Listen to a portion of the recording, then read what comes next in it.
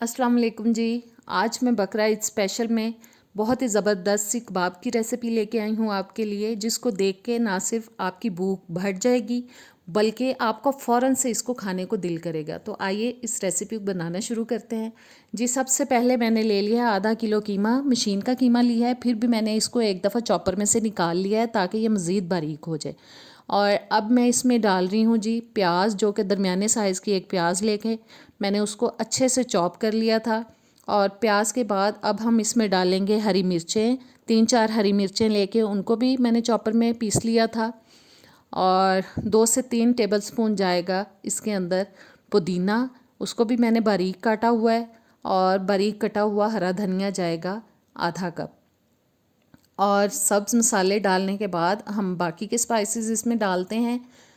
नमक डाल रही हूँ अपने घर के टेस्ट के हिसाब से, आप अपने घर के टेस्ट के हिसाब से डालें। 1 टीस्पून लाल मिर्च का पाउडर, 1 टीस्पून कुटी हुई लाल मिर्च, 1 टीस्पून ज़ीरा पाउडर, 1 टेबलस्पून कुटा हुआ सूखा धनिया, 1 टेबलस्पून ही जाएगा इसके अंदर कॉर्नफ्लावर।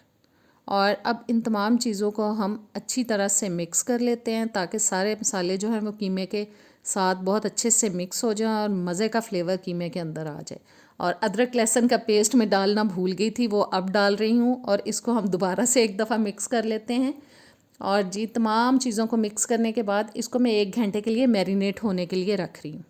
1 घंटा गुजरने के बाद अब कीमे के हम करेंगे जी कबाब तैयार। बहुत बड़ा साइज़ नहीं रखेंगे कबाबों का, छोटा साइज़ रखेंगे।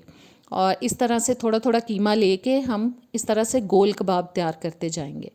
और सारे कबाब हम इसी तरीके से तैयार कर लेंगे। मैं कोई पानी नहीं लगा रही, कोई ऑयल नहीं लगा रही, इजीली हम ऐसे ही कबाबों को तैयार कर सकते हैं। और जी सारे कबाब हमारे हो चुके हैं रेडी। और अब मैंने ऑयल ले लिया है पैन में, जो कि मैंने 1 कप लिया था, उसको थोड़ा सा गर्म करके अब मैं एक एक करके डाल रही हूँ उसके अंदर कबाब। मीडियम टू लो हीट पे हम इनको पकाएंगे क्योंकि कीमा कच्चा लिया था हमने, लिहाजा हमें हल्की आंच पे ही इनको पकाना है ताकि कबाब जो हैं अच्छी तरह अंदर से गल जाएं। और एक साइड पक चुकी है और अब बस एक एक करके इनकी साइड चेंज करा देंगे। तब तक आप मेरे चैनल पे अगर नए आए हैं तो प्लीज़ मेरे चैनल को सब्सक्राइब करें, बेल के बटन को प्रेस करें, ऑल के ऑप्शन पे ज़रूर क्लिक करें ताकि आने वाली तमाम नई वीडियोस आप तक पहुंचती रहें। वीडियो अच्छी लगे तो एंड में इसको लाइक और शेयर भी ज़रूर कीजिएगा। और देखें कबाबों को एक एक को मैं ऊपर से प्रेस करती जा रही हूँ ताकि ये बहुत अच्छी तरह से गल जाएँ जी। फर्स्ट बैच हमारा हो चुका है रेडी और इनको अब हम निकाल लेंगे प्लेट में सारे कबाबों को। और सारे कबाब जी मैंने निकाल लिए हैं प्लेट में।